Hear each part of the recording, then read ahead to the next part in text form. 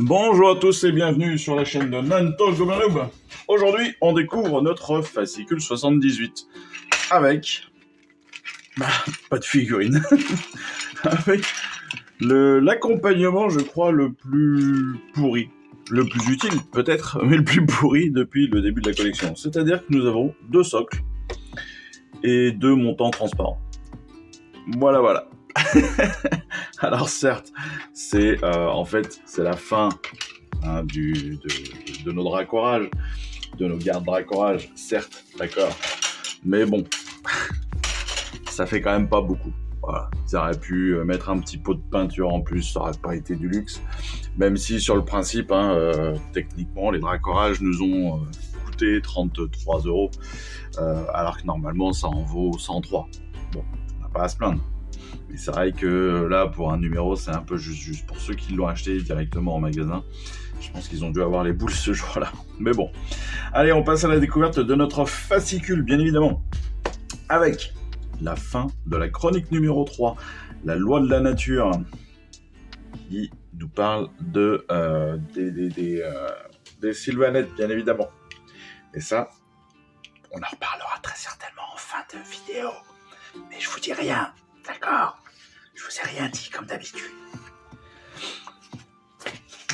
Comme régulièrement sur cette fin de collection, on a un fascicule qui est quand même pas très rempli en termes de lore. Certes, on a une chronique, mais c'est tout. En termes de peinture, cette semaine, on va découvrir comment peindre nos dracorages. Donc ça, c'est plutôt cool parce que c'est pas forcément la peinture la plus simple à faire. Encore que la technique qu'ils utilisent là n'est pas tout à fait la même que celle qui avait été proposée pour Condris. Donc elle est un petit peu plus simple et elle sera plus facile d'accès, je pense, quand je vois simplement le détail là sur la peinture des dragons. En l'occurrence sur Condris, on était sur, je crois, 5 ou 6 couches de glacis avec des endroits différents à mettre, toute une technique de positionnement de la peinture qui était complètement différente. Là, ça va être un tout petit peu différent et un tout petit peu plus simple. Donc, ça devrait quand même aller. Bon, pour le Stormcast, pour les cavaliers, on en a l'habitude et on sait un peu faire, mais ça, on le verra évidemment dans notre vidéo spécifique de la semaine. Pour le reste, c'est une vidéo spécifique de règles, évidemment, que vous aurez en fin de semaine, avec la charte d'unité de nos dracorages, bien évidemment, et puis le plan de bataille numéro 8, qui s'appelle cette semaine « Empoisonner le puits ». Mais ça, encore une fois, nous le découvrirons pour la vidéo spécifique. On découvre, comme toujours, les 2 derniers numéros. Et oui, ce sont vraiment les 2 derniers, 79 et 80. La collection se termine avec le Vasobos Kumdrake, qui là aussi est en 2 parties, en deux fascicules. Et donc on découvrira ça tranquillement avec ces 2 numéros, avec une figurine qui est encore une fois très très très cool. Allez, maintenant j'ai un peu envie de vous dire, comme chaque semaine depuis 3 semaines maintenant, installez-vous dans votre fauteuil, allez vous faire un petit thé avant tout, mettez la vidéo en pause s'il y a besoin, allez vous faire un petit thé, un petit chocolat, mettez tout cela en pause pour que vous soyez prêts, préparez-vous, mettez les chaussettes, les pantoufles, allumez une petite bougie, soyez bien quoi. Et puis on va partir sur la lecture de notre chronique numéro 3. Cette chronique numéro 3 donc, qui s'appelle la loi de la nature. Alors comme d'habitude, je vais vous lire l'introduction de ce début de chronique. Je ne lirai pas celle de la 2e partie ni de la fin, parce qu'après tout, je fais ce que je veux, tout simplement. La loi de la nature. Les sylvanettes ont juré de protéger la nature, qu'ils placent au-dessus des vies individuelles. Ils n'hésitent pas à châtier brutalement ceux qui profanent leur terre ou perturbent l'ordre d'Alariel. Alors que la menace des villes du fil obscur grandit, une unité de sylves revenants est entraînée dans une guerre féroce contre un ennemi uni. Milanae Boisbéni émergea du sentier spirituel dans la forêt. Elle rejoignit Férine du Roncier, arrivée un peu plus tôt. Devant eux se trouvait une mer de créatures rouges. Plus dents qu'autre chose. Des squigs. Milanae en avait déjà vu. Ils étaient redoutables, mais pâteaux et incroyablement stupides. Derrière eux, des bergers du fiel obscur aiguillonnaient la meute glapissante. Lentement, les squigs furent guidés vers les sylvanettes. Les créatures furent d'abord surprises par l'apparition à leur sein de troupes de choc telles que les Silvervenants. Néanmoins, leurs maîtres les pressèrent et les mâchoires ambulantes chargèrent avec joie. Milanae assura sa haste de protecteur dans ses mains. Les autres membres de son unité levèrent leurs lames et les squigs furent accueillis par des coups rapides. Milanae dansa avec son glaive, en accord avec le rythme de la vie. Ses camarades suivaient leur propre tempo, élaborant de nouveaux pas à mesure qu'ils combattaient. La troupe était disciplinée. Un témoin aurait été étonné de voir à quel point ils passaient près les uns des autres sans jamais se percuter. Les squigs ne faisaient aucune distinction entre les revenants et leurs armes, attaquant tout ce qui leur passait à portée de croc. L'une des bestioles regarda une lame en mouvement pendant une seconde, puis tenta de mordre au jugé. L'épée enchantée fendit le squig de la mandibule inférieure jusqu'au sommet de la tête.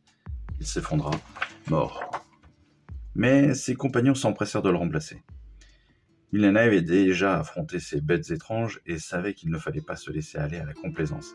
Alors que les terreurs rouges se pressaient, un couinement ignoble retentit derrière la meute enragée. Le bruit perturba la sylvanette pendant une seconde, et par la seule force du nombre, un squig franchit le mur de l'âme.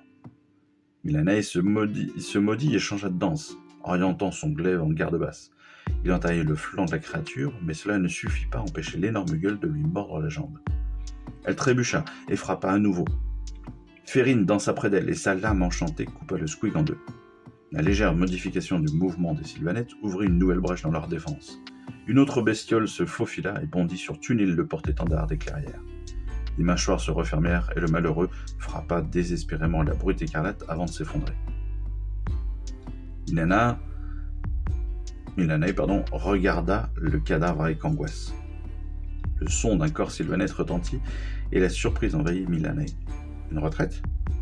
Elle en ignorait la raison, mais l'ordre était clair. Elle fit signe à son joueur de syringe des sentes d'ouvrir à nouveau les sentiers spirituels. « Ramassez l'étendard des clairières » ordonna Milanae, et Férine s'exécuta. La mélopée lancinante du musicien résonna dans la forêt et les sentiers spirituels se révélèrent au moment où il atteignit son paroxysme. Milanae fusionna avec les racines des royaumes. Pendant un instant, elle ne fit qu'un avec la forêt, avec la réalité, avant d'émerger.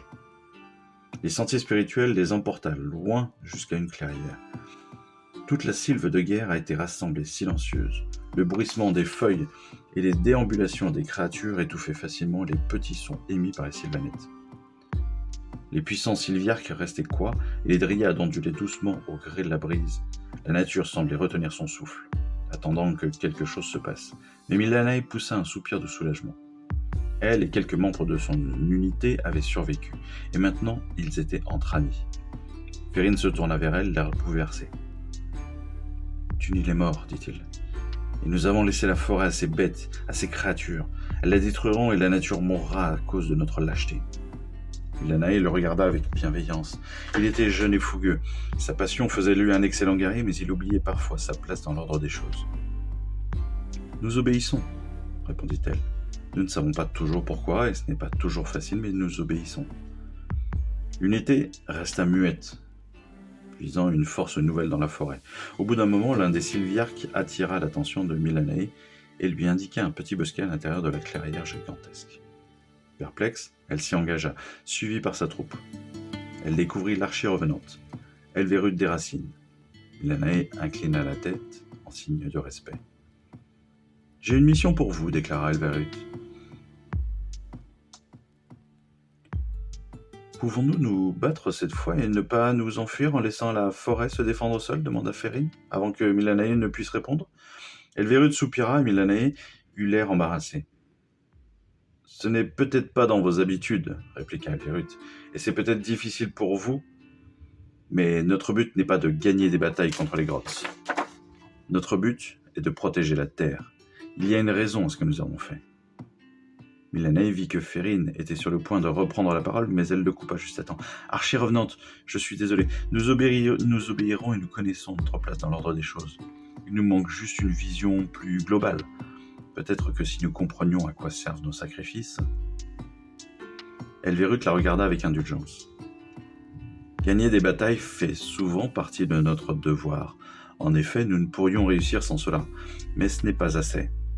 Il y a une menace croissante. Les villes du fil obscur sont de plus en plus ordonnées. Ils ont un chef qui commence à en unir les groupes disparates.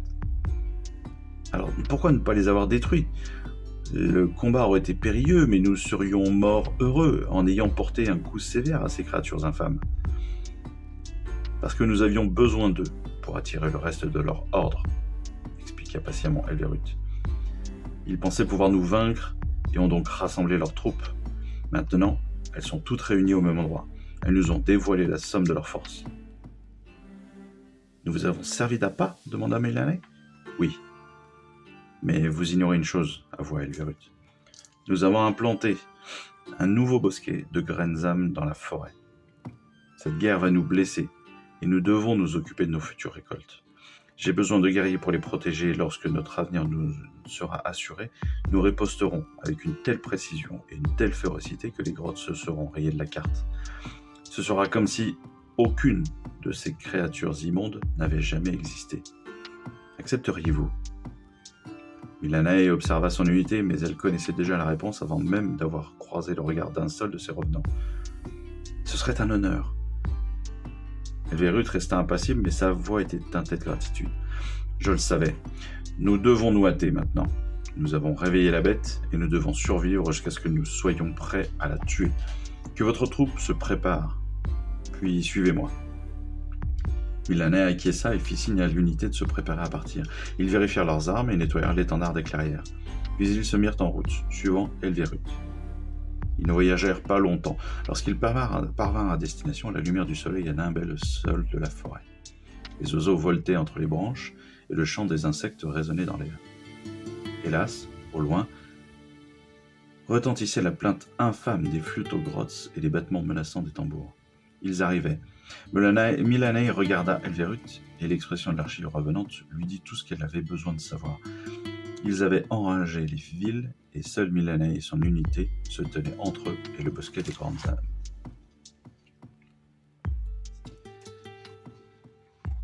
Suivi de près par Mylanae, bois béni, Elverut l'archi-revenante se hâtait vers le bosquet des grandes âmes.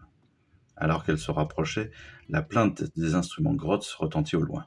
Mylanae leva la main pour réclamer le calme et son unité s'immobilisa. Elle sentit une inquiétude grandir au plus profond de sa chair écorce. Elle distingua le pas de plusieurs intrus. Ils étaient proches, plus que les villes. Ces envahisseurs piétinaient et peinaient comme s'ils ignoraient comment se déplacer dans la forêt. Ils n'avaient rien à faire ici. Mylanae prépara son glaive et indiqua à ses troupes de dégainer leurs lames enchantées. Elles la suivirent avec une grande précision, se déplaçant de concert dans la forêt dense. Le fracas s'arrêta et se transforma en cri. Mylanae remarqua un peu plus loin que la végétation s'était animée et avait saisi les intrus. Des colosses parés de plaques brillantes taillaient et coupaient les racines et les lianes vivantes qui s'enroulaient autour de leurs armes d'or. Mylanae s'élança et abattit son glaive sur le bras d'un éternel de l'orage. La lame traversa l'armure et mordait la chair. Il hurla de douleur et batailla de son autre main pendant une seconde avec Mylanae, avant que Mylanae ne le tue avec le coup sûr. Elle remarquait que la branche enchanteresse du bosquet était apparue pour défendre son territoire, défiant les guerriers d'or. Devant elle, le plus grand des éternels luttait contre les lianes qui l'étranglaient et semblait gagner. Il taillait et coupait avec son couteau, puis tira sur les plantes jusqu'à ce qu'il se libère. Saisissant un grand marteau dans son dos, il courut vers un arbre colossal chargé de graines d'âme. Mylanae comprit son intention et elle chargea en poussant un cri de rage. Mais une guerrière de Sigmar la prit de vitesse, prenant le coup destiné à l'arbre. La Sylvanette s'arrêta surprise. Les éternels de l'orage s'étaient-ils retournés les uns contre les autres ? Ses adversaires semblaient se poser la même question et fixaient la sauveuse qui se relevait péniblement. La forêt retint son souffle jusqu'à ce que la branche enchanteresse s'adresse à l'Éternel avec une voix évoquant le bruissement des feuilles. « Tu as démontré beaucoup de compréhension et de compassion, guerrière de Sigmar. Tu peux quitter cet endroit avec la vie sauve. » Milanaï s'attendait à un geste de défi de la part des fiers éternels, mais les guerriers s'inclinèrent.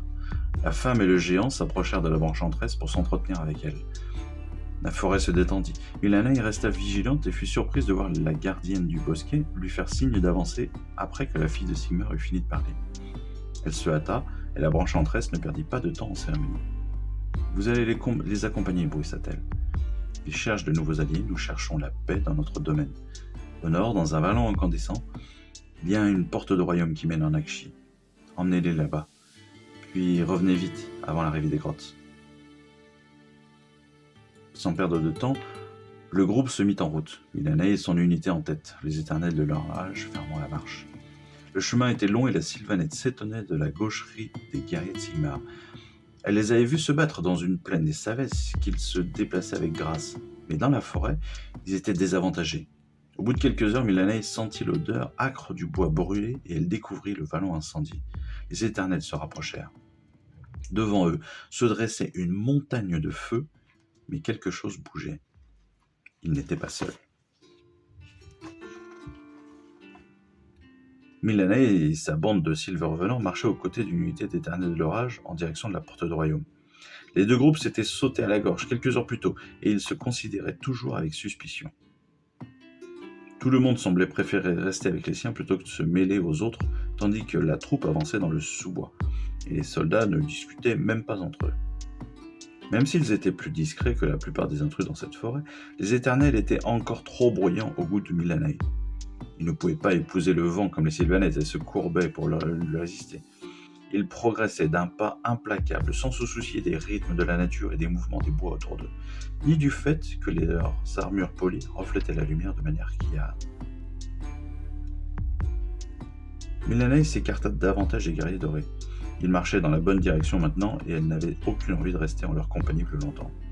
Elle fit signe aux Silver Revenants et, un par un, ils se fondirent dans la nature, sans un bruit, hors de vue des éternels. Semblant ne pas remarquer leur absence, ou déterminés à ne pas réagir, les héros de Sigmar poursuivirent leur chemin. Milanaï avança en silence jusqu'au moment où Férin s'approcha pour lui murmurer. « Quelque chose cloche. Il y a d'autres indésirables. » Milanaï hocha la tête. Elle aussi sentait quelque chose peser sur la forêt, mais elle rassura Férin. « Guidons ces guerriers égarés vers la porte, puis nous enquêterons en temps utile. Si les terres ont besoin de notre aide, nous serons bientôt de retour pour leur prêter main forte. » Férin acquiesça et se fondit à nouveau dans le paysage, mais s'arrêta en entendant un plus léger bruit. Il n'avait pas échappé à Milanaï, mais peut-être que le temps est venu en fait, soupira-t-elle. Elle sortit sa lame, aussitôt imitée par Férin. « Allons-nous les aider ?» demanda-t-il en désignant les éternels. « Non, rétorqua Milanaï. Ce sont des soldats redoutables, ils peuvent se débrouiller seuls. Nous devons nous concentrer sur notre propre sécurité et celle de notre territoire. » Les autres Silver Revenants devaient partager ces craintes car ils s'approchèrent, l'arme en main. Même les éternels s'étaient rendus compte que quelque chose approchait, et ils se préparaient au combat. Tous perçurent un son au loin. Au début, ce n'était qu'une rumeur qui se mêlait au bruit de la forêt. Soudain, les bois se turent, et un hurlement retentit alors que l'ennemi invisible s'approchait. Ouah! La clameur s'intensifia, et la zone se retrouva envahie d'énormes Uruks. Ils se ruaient en avant, inconscients de la présence des Silver Revenants, les éternels de l'orage monopolisant toute leur attention. Milanaï indiqua à ses guerriers de les laisser passer, et les enfants d'Alariel se retournèrent pour regarder le spectacle. La meute s'abattit sur les éternels, au moment même où ils atteignaient le terrain découvert devant la porte de royaume. Les Uruks chargèrent, des légions d'éventreurs brandissant leurs épouvantages, et des hordes de hobgrots jetant des grenades sulfuriques. Au-dessus d'eux, une ombre noire tournoya dans le ciel avant de plonger entre les Sigmarites et le portail magique. Les Silver Revenants sentirent le sol trembler lorsque la créature atterrit. Ils virent un Uruk gigantesque brandissait deux lames grossières juchées sur le dos d'un monstre énorme couvert d'écailles. Derrière la force principale, d'autres Uruks se bousculaient pour rejoindre le combat. Ils n'allaient pas attendre longtemps car les éternels fauchaient leurs compagnons à un rythme effréné. Plus loin, une partie de la horde semblait avoir perdu patience et s'était mise à taillader les arbres avec entrain. Milanae plissa les yeux. Elle s'avança talonnée par ses guerriers. Ils parvinrent à remonter jusqu'aux Vandales sans être remarqués et surgirent parmi les Aurucs, les prenant au dépourvu. La haste de protecteur de Milanae déchiqueta la chair du plus proche, le sang giclant sur ses camarades, et les lames enchantées des sylves revenants fendirent l'air, tranchant membres et têtes.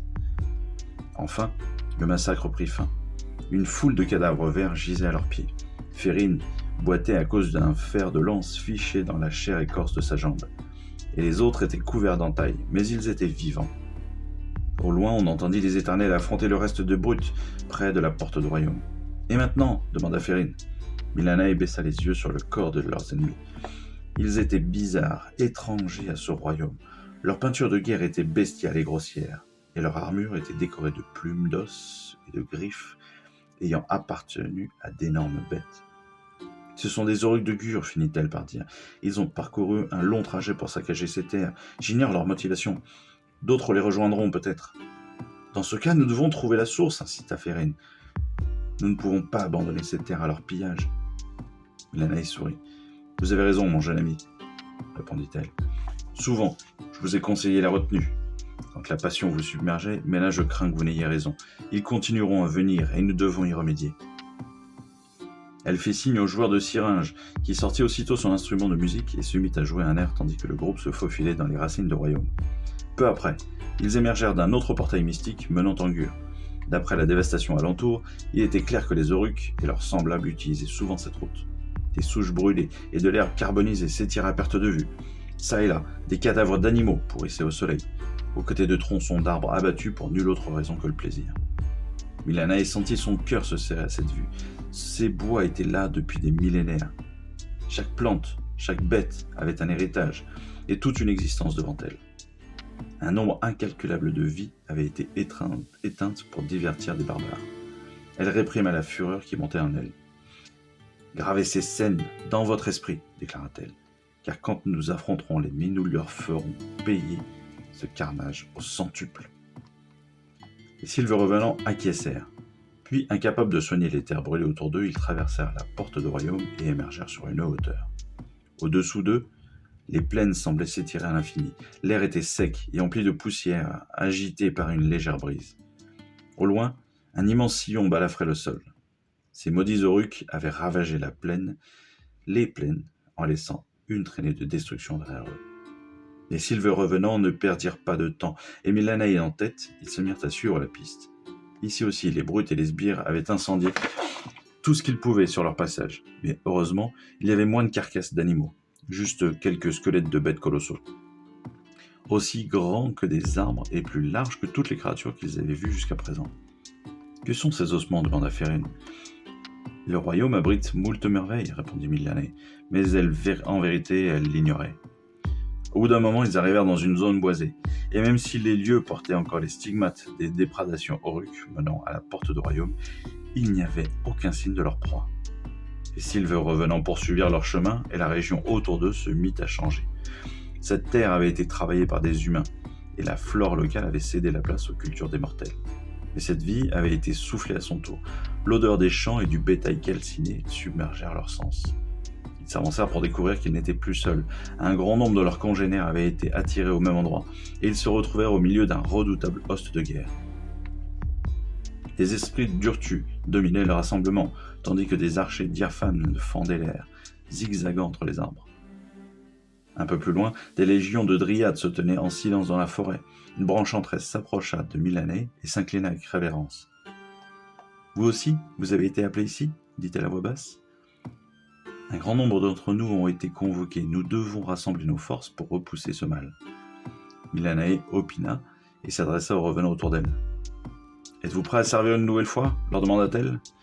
Ils acquiescèrent. « Alors, nous rallierons nos camarades et combattrons l'ennemi avec tant de fureur que notre bataille sera gravée dans les mémoires. »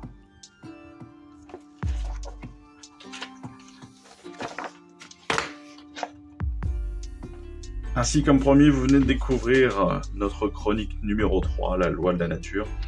Encore une fois, le texte n'est pas de moi, c'est bien la chronique numéro 3 de la collection Hachette. Donc, évidemment, tous les droits d'auteur sont à eux. Je ne fais que lire ces passages Très bien écrit d'ailleurs, j'aime beaucoup.